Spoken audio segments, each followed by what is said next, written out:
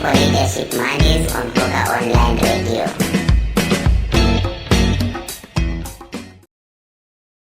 Welcome to the Leadership Masterclass. I hope you're having a fantastic time. I always feel like such a mpahlanyana, when I'm wearing some of these things and I have to like offer here, and I'm not the most formal person on earth, right?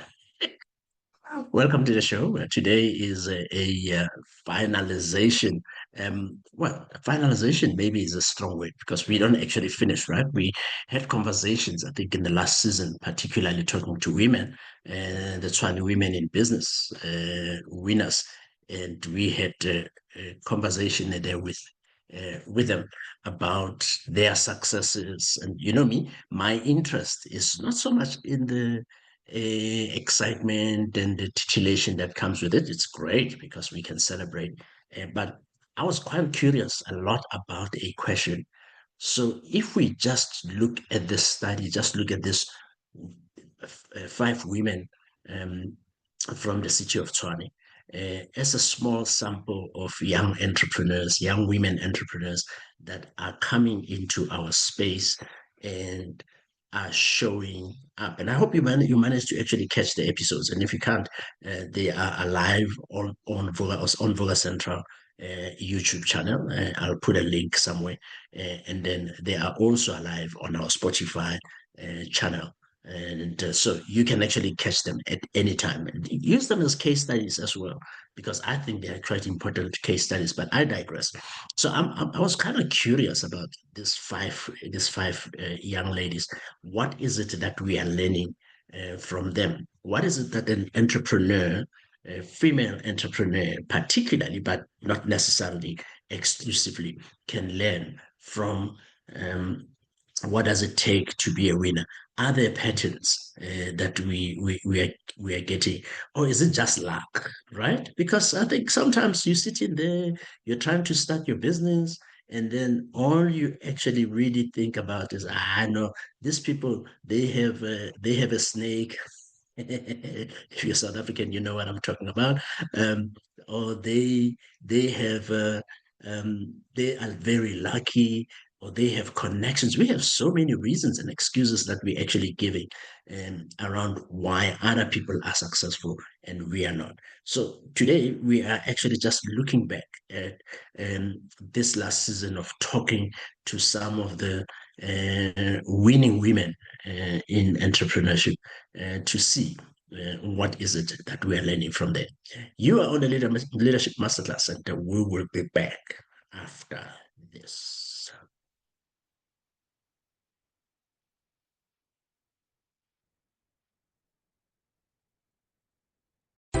The Africa Center for Work-Based Learning is a professional development center for professionals who aim to improve their professional standing.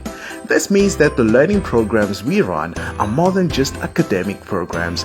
They are work-based programs that focus on leveraging your current experience as a professional to build your overall profile.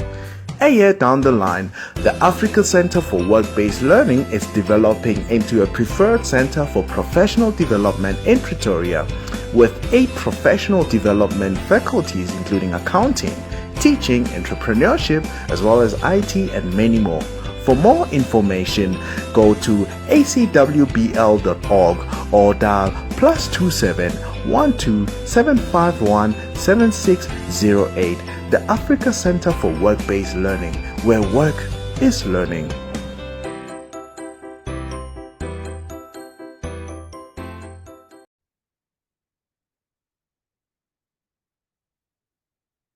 Welcome back to the Leadership Masterclass, and we are chilling to leadership as we uh, analyze and explore what are some of the reasons that, what are the secrets to actually being a winner in this instance, particularly being a leader in the market as a young woman, particularly, but not exclusively, but as a young person in South Africa at this point. So it's a very limited study that's focusing on women leadership and girl leadership, winning leadership in this instance. So let's get on with it. So the first thing that actually comes up from the conversation, having done a quick analysis of it and listening to every one of the shows, particularly when you look at the stories of Refilwe, you look at Muiboni, you look at Mapula, there's something there about how childhood trauma and witnessing childhood trauma um, can turn something into a difficult circumstance into purpose for their business. So instead of being defined by those problems, they use them as a foundation for creating solutions. So it actually means many of the challenges that come to you, probably it's really up to you on how you turn them. In fact, I remember the quote, and I'll get it because I don't always know it from the top of my head. When I met Dr. John DiMartini, and he said this, and it made such an impact on me. But effectively saying, what at the core of it is, are you um, are you working are you working with your challenges as obstacles, or are you working with your challenges uh, as ways or step cases or step ladders that are actually taking you into the next? Here's a nice fancy word of saying it, and I'll come back and I'll actually share with you that, because it's nice to actually have that nice English. Né? But I think at the core of it is, how do you turn your challenges into um, into winning. I mean, if you think about Muiboni, she said she was raised by her father after the divorce with her mother, after they separated with her mother, and he had to teach her personal grooming, and in that the need was cultivated around how she could now become the woman that is focusing on who you born, seeing yourself and having to teach others how to actually um, use aesthetic products. And now she is a multi-award winning um, uh, female lady, young woman in the space. Refilwe is also the other one that talked about how she witnessed her mother in an abusive, financially dependent relationship that became her purpose statement, which it ignited her passion for women's empowerment through to create financial independence. And she sees as entrepreneurship as a tool to achieve a lot. She consciously reframed the painful wound into a resource to help others. Second lesson, and then we're going to take a break. So we are relaxed, we're chilled, we are here for the rest of the hour, and we're just reflecting back on some of the lessons. A problem solving and a solution oriented mindset. Hey, yeah, this one is a big one, because um and I'm lucky, I suppose. I always say that, but these girls make me feel like maybe I'm not, maybe I'm just normal, and maybe you can be too, as a leader out there. Because I always say that I was raised, so people will accuse me every time they meet me. They will go like, "Ah, when you." That's the impression that people have when the first time they meet me. I grew up in privilege. I grew up in with all of the resources and all of that, and you can see I'm struggling with my English. But hey, I like me Bonnie's English. She went and she learned to actually be a lot more succinct in terms of what she says, unlike me. But still, people accuse me of knowing English, which is kind of weird. But sorry, it's a thing where I come from. I speak seven languages, and many of us do. So English is not really at the top of the list, right? But what's always interesting is how people get shocked when they actually find out my background afterwards, and they start realizing, oh, that's interesting. And I remember when I was going out for interviews and all of that, I struggled to find that one single line that actually defines who I am when they ask us, tell us a little bit about yourself. And then I used to say the word, I used to say, I'm a problem solver, right? there is no problem. I still remember this so well. There's no problem that I don't try to find a solution to. And I see that I'm not special. Well, at least in the circle of winners, if we put it that way, because these ladies, Refilwe, Miponi, and Mapula, for example, Mpo, they actually come up, they actually also demonstrate this. They are not just creating businesses, they are solving tangible problems they observe in their communities. They find that as a gap and say, oh, how can I solve that? As opposed to, oh, this is a problem. Oh, here's a problem. And there's so much of it. If you go onto social media, so many people are just complaining. People think that when you're complaining, it makes you smart. No, it's a start, but only a start. Dr. Miles Monroe actually put it nicely, and I get it now. I mean, I get it as an adult now for the last 15 years or so, how it makes sense. It says, your passion or your purpose is in your rage. Your purpose is your rage. I'm going, what do you mean, Dr. Miles? And he says, because that thing that makes you mad, that makes you angry, that makes you annoyed, is probably the thing you're supposed to solve. But most of the time, we're looking outwards and we're continuing to face outwards as if there's some rescuer somewhere who is coming to solve our problem. You're on the Leadership Masterclass, and we are chilling to leadership. And I am hoping you are already getting some value from this conversation. I'm just summarizing a lot of the lessons, some of the lessons. I think it's like 6 lessons I am learning from speaking to the 5 women that we've had in the last season of this leadership masterclass. We'll be moving into the new season. I'm lucky that we're getting into a space where we no longer have to stop, right? There's just so much content that's actually coming in. I think next week we'll be probably talking a lot about what are we learning from the V20, because the G20 will be coming in. They have they have their conference that's taking place, their summit that's taking place in October, and then they will be then going to present to the G20 in the following month in November. So we will be learning also there's stuff that's happening with global oneness. We hosted the people from the UN, we hosted the people from the US, we hosted some of the committee there, and we're trying to find that name, Global Oneness Day.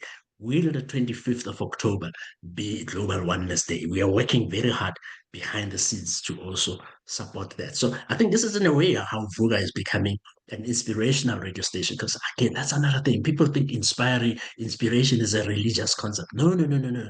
We're not talking about gospel and religious. We're talking about internal inspiration and what is it that you see in yourself. And maybe one of the days I should actually have a show on what it means, inspiration. But for now, we need to take a break. We have more music, more inspiration, and we'll be back after this.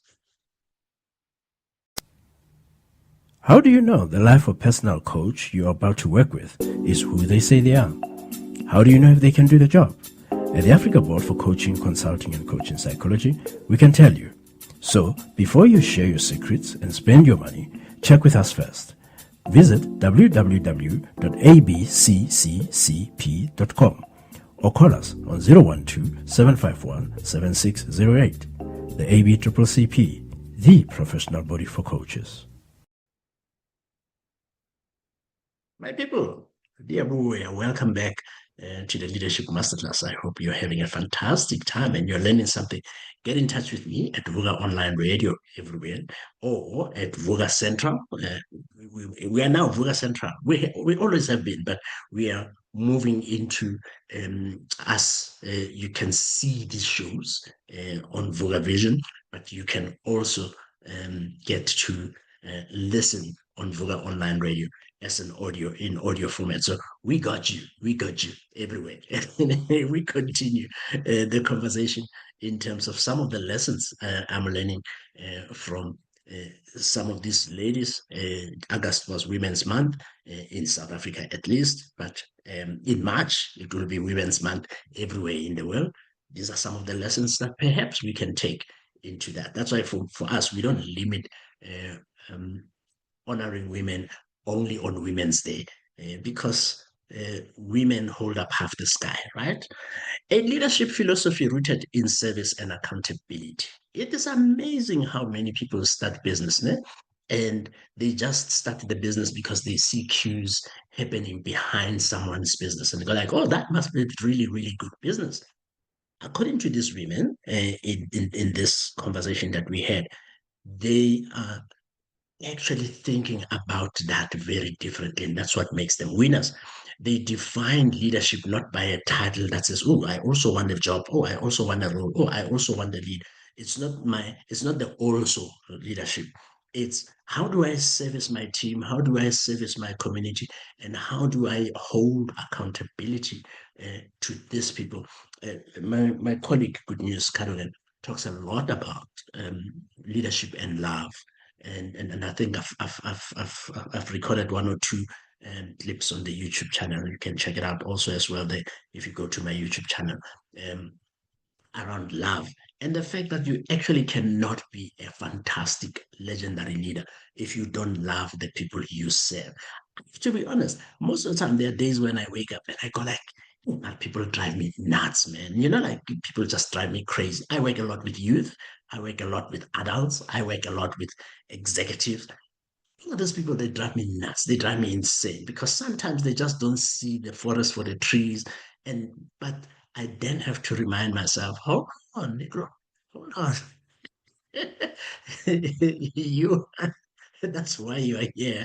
If they could see the forest for the trees, then they don't need you, right? So Mpo said that she learned that leadership is not about delegating tasks from a senior position, but it's fundamentally about serving the team and serving the organization. She exemplifies this by personally preparing appreciation gifts for 60 employees. And hopefully, I even asked her, I employ you must be lying, and there's no way you don't have problems.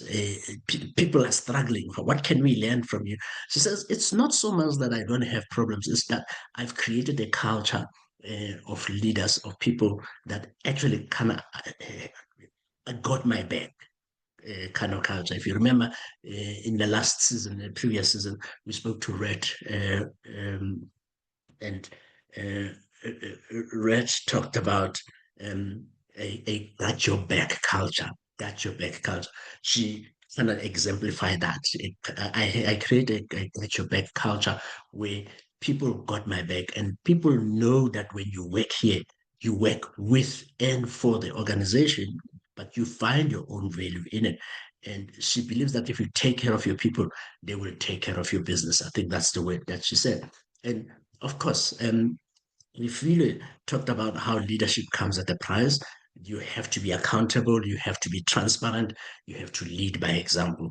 This actually means you're taking a significant amount of risk, right? Because there are many leaders who actually come into this world and then they act as if because they have this position, they cannot be questioned. And that's the issue in this instance. But when you love your people, what you tend to then do is you want to share, you want to disclose. I talk about leadership and self-disclosure as one of the key to building trust in leadership. And this is essentially what Refule exemplifies. That she says leaders cannot take people to a place where they've not been themselves, and that people follow what they see a leader do, not what they say. That's true. I don't agree so much in cannot take people to a place they have not been themselves, but um, you can take people to, because I think the thing about vision is sometimes you haven't been to that place, but you know for sure uh, that is the place. So we can maybe interpret this, although at the neural level, because vision is a neural experience. The brain there's no difference, that knows no difference between whether this thing is happening or is not happening. But if you've been there in your head, if we maybe reinterpret or reframe Refilo's piece there, we could think about it that way. And then the fourth lesson that actually comes from the conversation there with these ladies is resilience, persistence, and long game mentality. Yo, hey, this is a thing, guys. This is a thing. Before I even speak about this, guys, I think you have heard me on the show over and over again talking about China. And I'm not saying China is the best in everything. I'm not saying that. And I was talking to Osmitalepula, Dr. Tlale for you. Osmitalepula to me, but she's Dr. Tlale to you.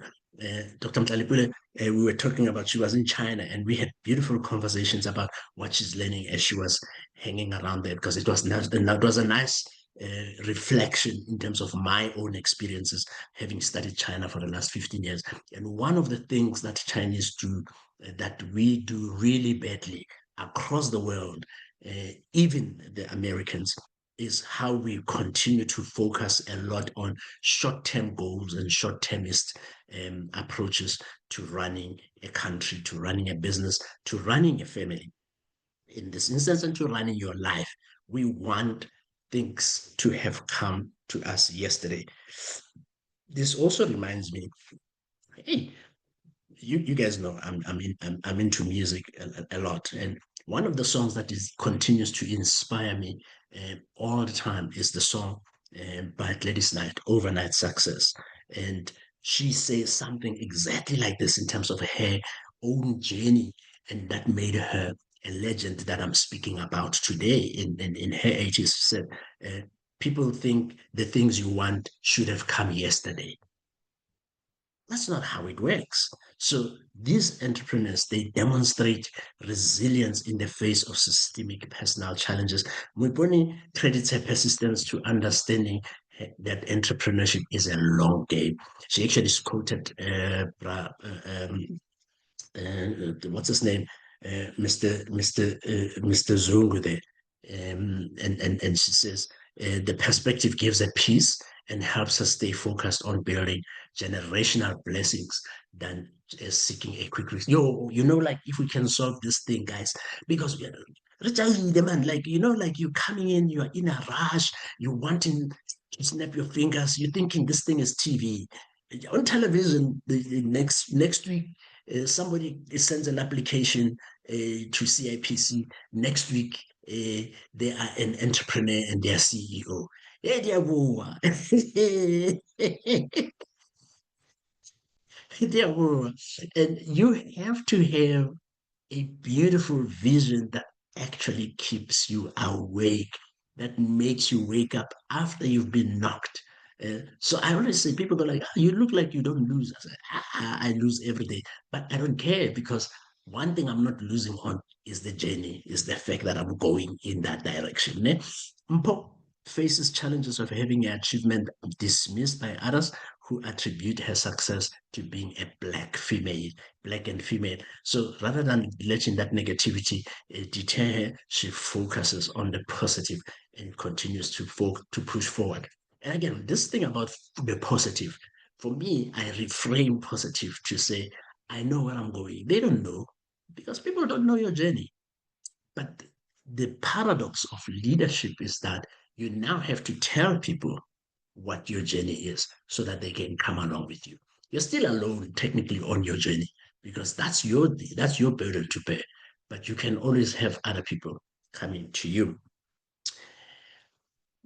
Fifth and penultimate lesson that comes from these leaders: commitment to continuous learning and self-development, a commitment to personal and professional growth. You know, I'm loving this because this is what I love about this show, is that sometimes I can talk about these things, but it's nice to actually have people who have lived through it. Then they can tell you through their experiences. In this instance, Mpo is pursuing her PhD after completing her MBA. She advises young people to invest in education as a way to meet influential people and work towards a purpose. And I can tell you, I always say that the best thing my grandmother ever did for me was insist I go to school. I can tell you that. People go around, they tell people, hey, and the entrepreneurs, the best entrepreneurs, they haven't gone to school, they haven't finished. Don't listen to those people. They don't know what they're talking about. Always check who are those people. Are they entrepreneurs themselves? If they are not, I mean, people use a very nice example. Oh no, Bill Gates is dropped off, is a dropout. Steve Jobs is a dropout. They're not high school dropouts.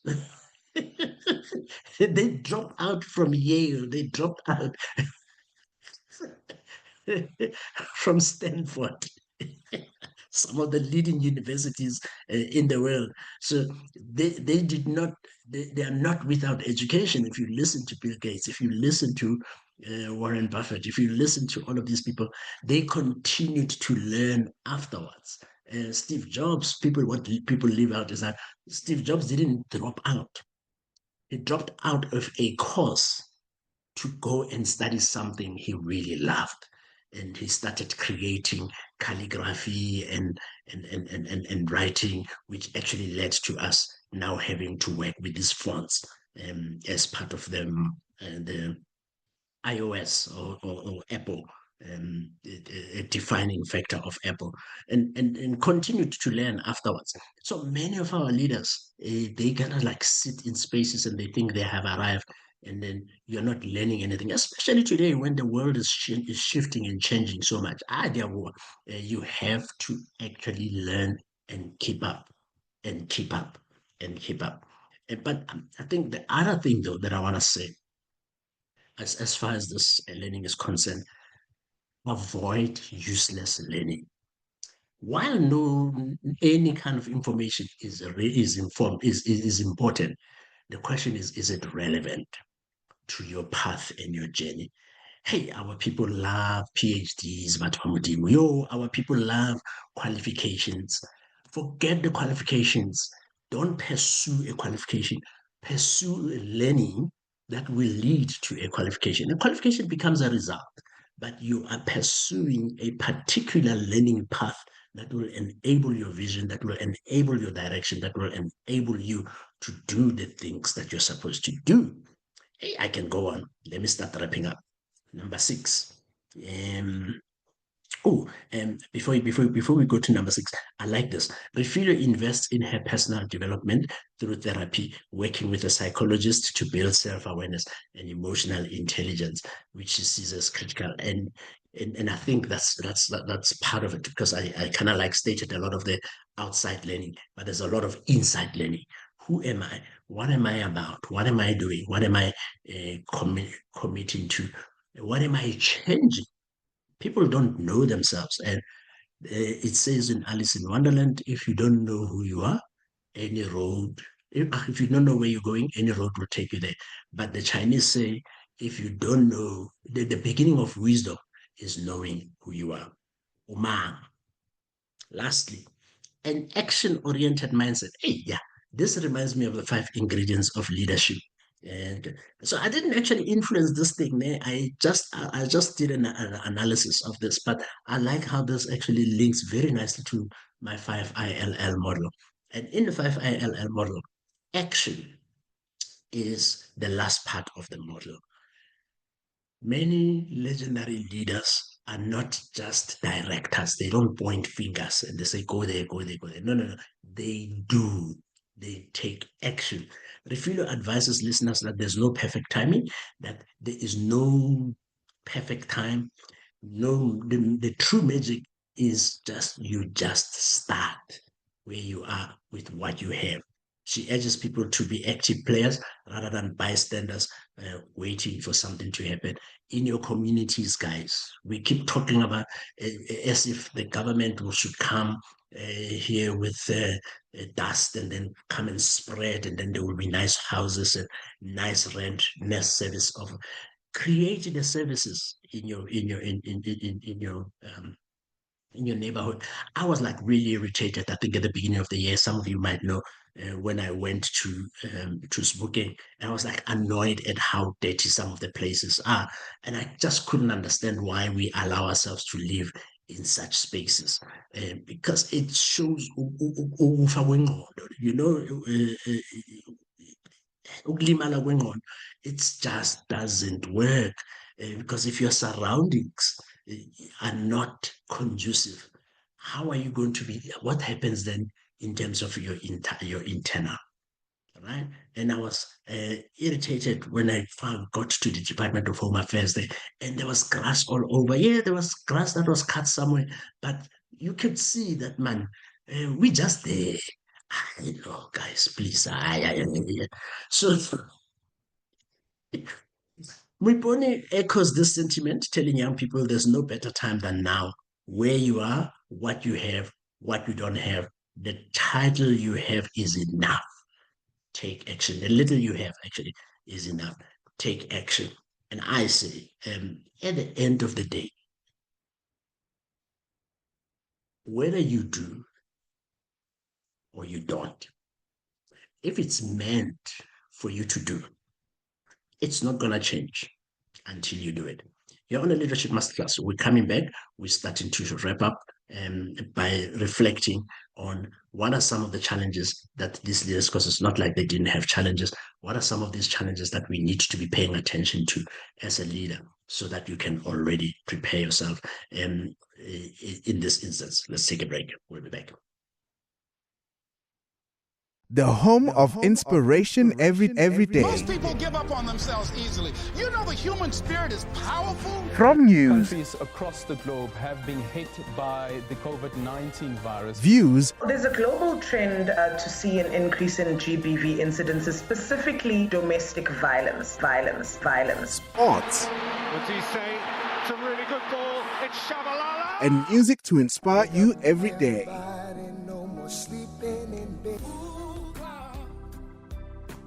This is Vuka Online, your inspiration radio station. Welcome back to the Leadership Masterclass. I hope you're having a fantastic time. Hey, I'm talking, but let me know what you're learning. I'm hoping to actually be able to speak also to some of your questions and some of your comments in the next episode. So feel free to actually get in touch with us at Vuka Online Radio. Just follow us everywhere there, and then you can also send us a WhatsApp, right? As well. So that's on +27726801204. You can use that. +27726801204. You can send your voice notes. We can actually listen to some of the stuff that you're learning. We can hear your stories, share your stories around leadership and what you're learning. But we need to start wrapping up. So a few things that if you're a woman and you are working in this space as an entrepreneur, that you need to be paying attention to, that these women manage to overcome and they're still working with. The first is obviously a gender and racial bias. People walk around as if race doesn't matter, as if gender doesn't matter. It matters. When you walk through the door, the people already make a judgment about you. And Paul, who is in the automotive industry, shares that negative comments she receives are significant challenges. She finds it sad that when she achieves something, men say, well, you get it because you're a woman. In this instance, and Refilo is also in the male-dominated industry and says, as a Black female entrepreneur, you constantly have to fight to prove who you are. And that's the nice thing about having vision, right? Because it then drives you in terms of having to go, yeah, I see it, but I know where I'm going. So social and economic background and related pressures, we know. I work in the rural areas in this place. I work in some of the highly poverty-stricken places in this country and across the parts of the world, right? And your environment is only a part of your influence. So their backgrounds are both motivation for their business, but also have significant hurdles. The question is, which one do you focus on? And there's a saying that says everyone has two wolves, and then one wolf, the one that you feed is the one that will grow. In this instance, are you feeding a wolf that talks to success? Are you feeding a wolf that talks to failure and challenges and problems? And because I've worked with people that the challenges, oh, but you don't know what I'm going through. Or yeah, I hear that. The question is, what do you want? And then the pressure of black tax, I think it came out quite strongly. It's a common theme with Bonnie that talks about how after graduating, she's expected to enter the corporate world and start contributing financially.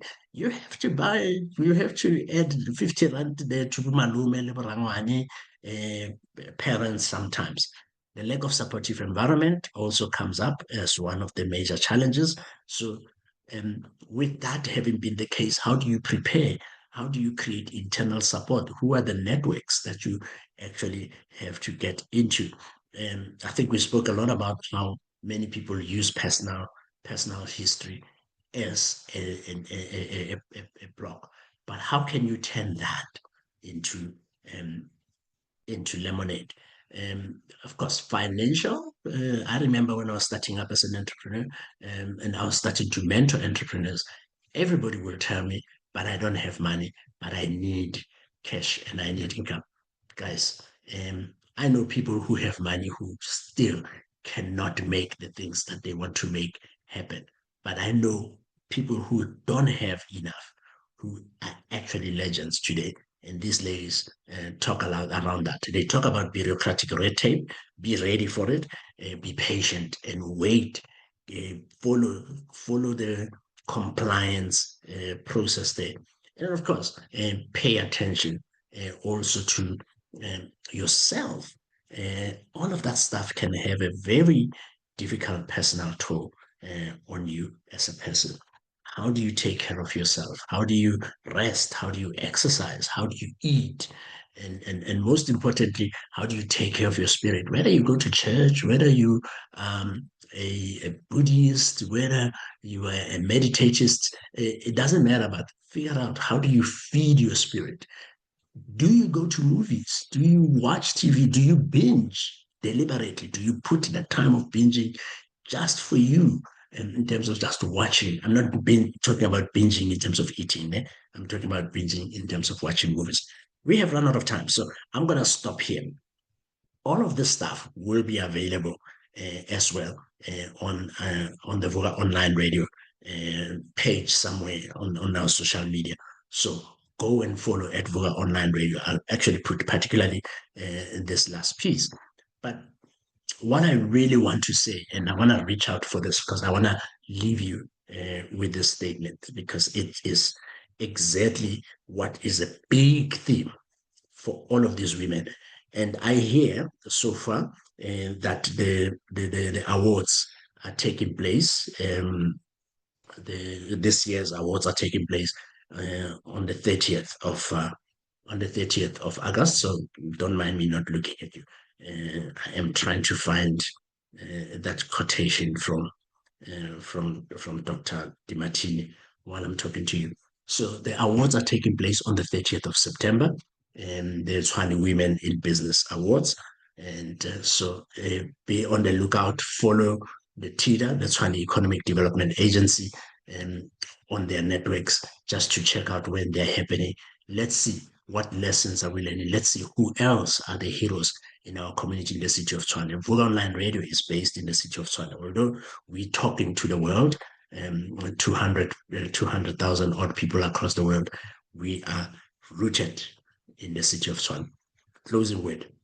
Every adversity, every failure, every heartache carries with it the seed on an equal or greater benefit.